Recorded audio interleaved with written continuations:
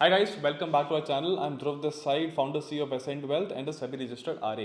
आज की वीडियो में हम बात करेंगे कि अगर आपको 2026 में गोल्ड खरीदना है तो आपके पास कौन से 5 माध्यम होते हैं इंडिया में गोल्ड लीगली खरीदने का और आप उसको कैसे कर सकते हो, और 2026 में अगर आपको गोल्ड लेना है तो कौन सा मेथड सबसे बेस्ट है इन 5 तरीकों में से जो आपको करना चाहिए। आप किसी भी इन्वेस्टर का पोर्टफोलियो देखो, उसमें थोड़ा बहुत पोर्शन गोल्ड 100% होता है। उसका रीजन ये है बेसिक कि एक तो नंबर वन होता है कि गोल्ड इन्फ्लेशन का जो हेज होता है उस तरीके से एक्ट करता है कि अगर आपको कंपाउंडेड हिस्टोरिकली गोल्ड ने 12, 13, 14% की एवरेज भी दी है तो लोग थोड़ा सा पैसा इसलिए रखते हैं कि वो इन्फ्लेशन अगर 5-6% पे भी है तो उसके डबल से ज्यादा पे ग्रो करे। नंबर वन पॉइंट, ठीक है। नंबर टू पॉइंट होता है कि पोर्टफोलियो में थोड़ी सी डाइवर्सिफिकेशन हो जाती है कि बाई चांस अगर मार्केट क्रैश होती है तो उस पॉइंट पे क्या होता है कि गोल्ड उतना नहीं गिरता है, लेकिन जब मार्केट रिकवर करती होती है गोल्ड ना गिरने के बाद भी वहीं से वापस चल पड़ता है। तो इसीलिए लोग इसको दो तरीके से इसलिए डालते हैं कि एक तो डाइवर्सिफिकेशन हो जाती है नंबर वन पॉइंट, और दूसरा गोल्ड एक हेज होता है इन्फ्लेशन के अगेंस्ट। अब आज की वीडियो में हम 5 तरीके की बात करेंगे जिससे आप गोल्ड यहाँ पे ले सकते हो, और उसमें से सबसे पहला तरीका जो आपके पास होता है वो होता है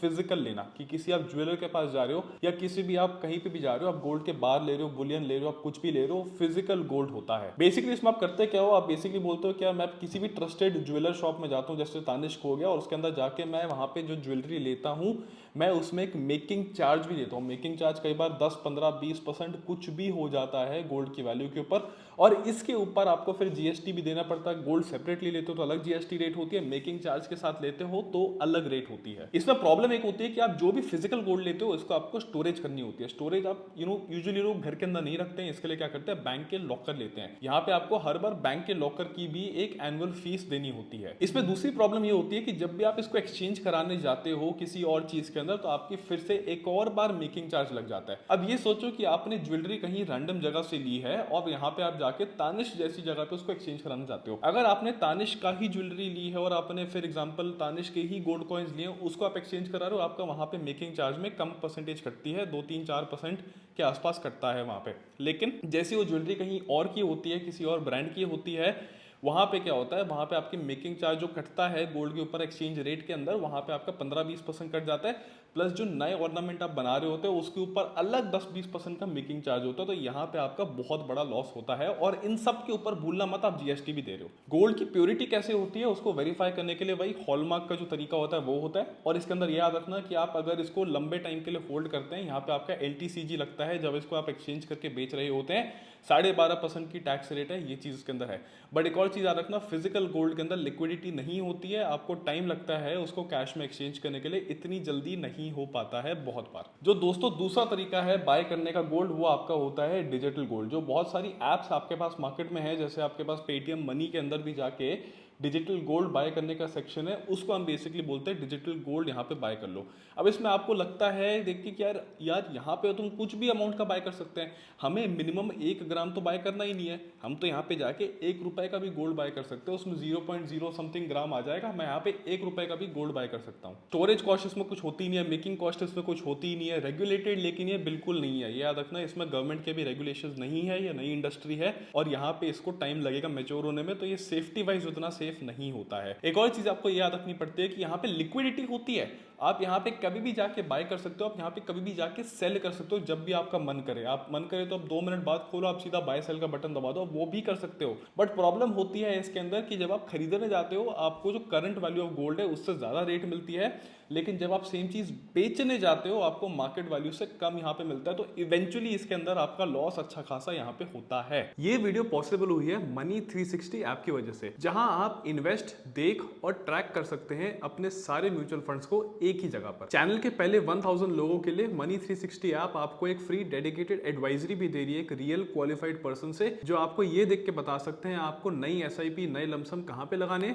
और आपके पुराने फंड्स को आप क्या कर सकते हो जिससे वो आपके थोड़ी सी परफॉर्मेंस बेटर हो जाए। ऐप में फंड कंपैरिजन के अलावा एआई पावर्ड रिस्क प्रोफाइलिंग भी है, और यहाँ पे आपको पर्सनलाइज सजेशंस भी आते हैं कि आपको कौन से फंड लेने चाहिए अपने गोल्स के हिसाब से। तो म्यूचुअल फंड से रिलेटेड चाहे कुछ भी हो, taxation, new fund offer, SIP, STP, SWP, lump sum, इस ऐप के अंदर आपके लिए सब कुछ है। नीचे लिंक डिस्क्रिप्शन में दी हुई है, कमेंट बॉक्स में भी दी हुई है, जाके आज ही मनी 360 ऐप डाउनलोड करें। और इसके साथ वीडियो पे वापस आते हैं। मार्केट में तीसरा और सबसे पॉपुलर तरीका जो गोल्ड लेने का लोग प्रेफर करते हैं उसको ईटीएफ ETF कहते हैं, एक्सचेंज ट्रेडेड फंड। अब ये बेसिकली एक फंड है जो गोल्ड के स्टॉक्स और उसके साथ गोल्ड से बना हुआ है। इसमें दो चीजें ये होती हैं। इसके साथ आपको इसमें कोई स्टोरेज कॉस्ट, कोई इसमें आपकी मेकिंग चार्ज, ये सब चीजें नहीं होती है। बट अगर आपको ये इन्वेस्ट करना है तो आप 100 रुपये मिनिमम से भी इन्वेस्ट कर सकते हैं। काफ़ी सारे फंड हाउसेज हैं, जैसे निपॉन है, निपॉन के बहुत सारे ETF होते हैं, वो यहाँ पे मार्केट में गोल्ड के ETF भी आपको ऑफर करते हैं। दूसरी अच्छी बात है कि लिक्विड होता है, आप कभी भी मार्केट में खोलोगे, मार्केट के टाइमिंग में जाओगे, इसको आप खरीद बेच सकते हो। रेगुलेटेड होता है, सारे के सारे रूल्स हैं जिसको गवर्न करते हैं। और उसके साथ आपको ये भी समझना होता है कि इसके अंदर लेकिन डाउन साइड क्या है, एक्सपेंस रेशो होता है। कोई भी डाउन साइड में अगर आप देखोगे यहाँ पे कोई भी म्यूचुअल फंड देखोगे, कोई भी ETF देखोगे, इसमें एक एनुअल एक एक्सपेंस रेशो होता है जो कट के आपका रिटर्न सामने दिखता है। आपको ये अगर लगता है कि ये चीज़ मेरे को साल का 20% दे रही है और उसका एक्सपेंस रेशो 1%, उसका ये मतलब नहीं है कि आपको 19 मिलेगा। उसका ये मतलब है उसमें 21 था लेकिन आपको कट के 20 मिला है। जो रिटर्न होता है वो नेट ऑफ एक्सपेंस रेशो होता है। तो यहाँ पे एक्सपेंस रेशो एक चीज होती है जो आपको देखना होता है। किसी भी मार्केट इंस्ट्रूमेंट की तरह अगर आप इसको 1 साल से पहले बेचते हो तो आपका शॉर्ट टर्म कैपिटल गेन्स लगता है, लेकिन अगर आप इसको 1 साल से लंबा होल्ड करते हो आपका लॉन्ग टर्म कैपिटल गेन्स के अंदर आ जाता है।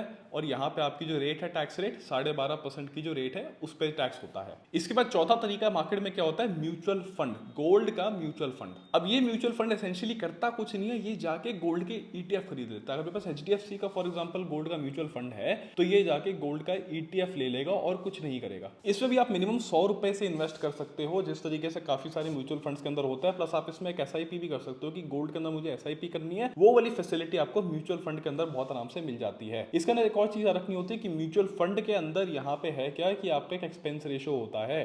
तो अगर आप ये ETF खरीद रहे हैं, ETF में आपका 0.5% का एक्सपेंस रेशो होता है, म्यूचुअल फंड के अंदर हो सकता है 0.1 0.2% का और एक्सपेंस रेशो हो, तो जरा सा आपका 0.1 0.2% का रिटर्न कम हो जाएगा। बट अगर आप SIP वाले इंसान हो कि आपको गोल्ड एक साथ नहीं ले सकते, आप धीरे धीरे SIP ही कर सकते हो, आपके पास सबसे बढ़िया तरीका यहाँ पे म्यूचुअल फंड ही होता है। गोल्ड के म्यूचुअल फंड में जाके आप इन्वेस्ट कर सकते हो। पांचवी चीज जो आपके पास थी, जो गवर्नमेंट आज की डेट में नहीं इशू कर रही है, बेसिकली आपका SGB था, जिसको गोल्ड बॉन्ड भी लोग कहते थे। ये जो सारे के सारे बॉन्ड थे, इसमें होता क्या था कि 8 साल की मेच्योरिटी पीरियड था कि आपको अगर इसको 10 साल 20 साल भी होल्ड करना है नहीं कर सकते, क्योंकि 8 साल में ऑटोमेटिकली मैच्योर हो जाएंगे। नंबर 1 चीज इसमें लॉक इन था कि अगर आप एक बार इस बॉन्ड में घुस गए, आपने जितना पैसा डाला है 5 साल के लिए वो एटलीस्ट लॉक इन रहेगा।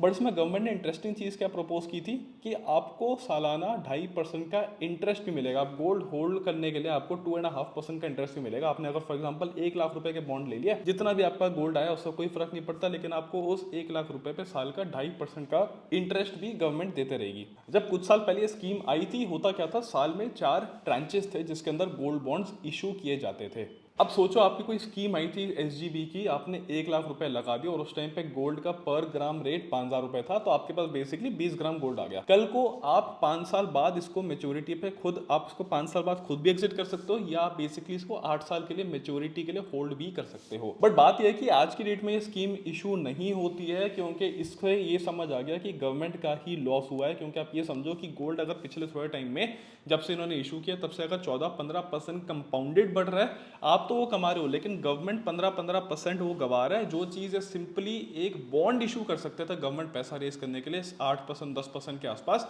इन्होंने तो हर साल 15-17% के आसपास यहाँ पे गवाया ही है।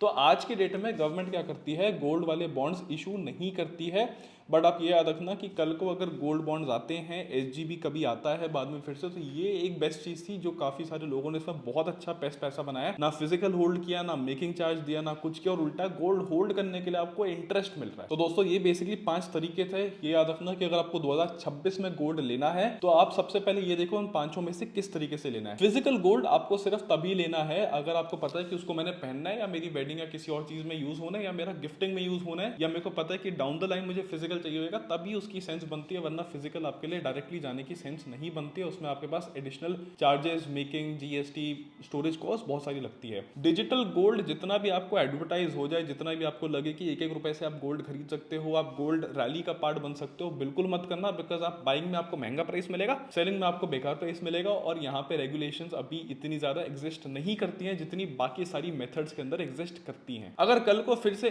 SGB की स्कीम आती है तो 100% उसमें आप पैसा डाल देना बिना देखे, हमको कोई फर्क नहीं पड़ता अगर वो आए, बिना देखे डाल देना, बट काफी हाई चांसेस है कि नहीं आने वाली है। लास्ट जो दो तरीके आपके पास बचते हैं वो बचता है म्यूचुअल फंड और ETF। अगर आप डायरेक्टली स्टॉक्स का पोर्टफोलियो देखते हैं ETF में जाइए, अगर आप डायरेक्टली म्यूचुअल फंड्स में इन्वेस्ट करते हैं तो डायरेक्टली म्यूचुअल फंड्स के अंदर एक गोल्ड ETF, आप गोल्ड म्यूचुअल फंड वहां से भी ले सकते हैं। अगर आपको गोल्ड के म्यूचुअल फंड ETF में कोई भी जरूरत होगी, डिस्क्रिप्शन में हमने लिंक दी हुई है, हमारी टीम आपको हेल्प कर सकती है कि किस तरीके से आपको म्यूचुअल फंड भी कौन सा वाला गोल्ड का आप ले सकते हो, जो काफी सारे लोग आज की डेट में भी ले रहे हैं। और इसके साथ अगर आपको एक साथ पैसा नहीं डालना, आप यहाँ पे SIP भी कर सकते हैं गोल्ड के अंदर धीरे धीरे, कि आपका काफी टाइम तक बेसिकली गोल्ड बिल्ड हो जाता है, बाद में वो गोल्ड आप निकाल के उसको फिजिकल में भी कन्वर्ट कर सकते हो, कुछ भी कर सकते हो। बहुत सारे ऑप्शन होते हैं जो लोग एक्सप्लोर करते हैं मार्केट के अंदर। तो इसी नोट के साथ मैं यहाँ पे वीडियो बंद करता हूँ। अगर आपको वीडियो अच्छी लगी तो चैनल सब्सक्राइब करना, वीडियो लाइक करना, अभी सारे दोस्तों के साथ शेयर कर देना। मैं आपको जल्दी मिलता हूँ अगली वीडियो में।